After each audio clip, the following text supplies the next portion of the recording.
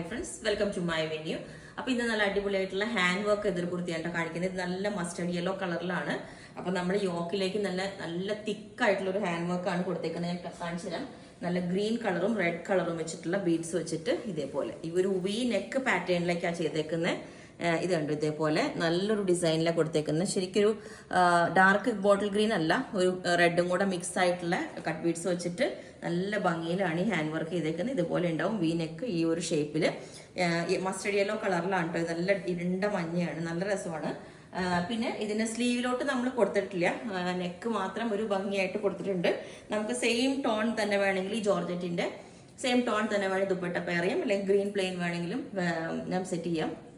അപ്പോൾ ലെങ്ത് 48 വരുന്നുണ്ട്. പിന്നെ എല്ലാ സൈസും അവൈലബിൾ ആണ്.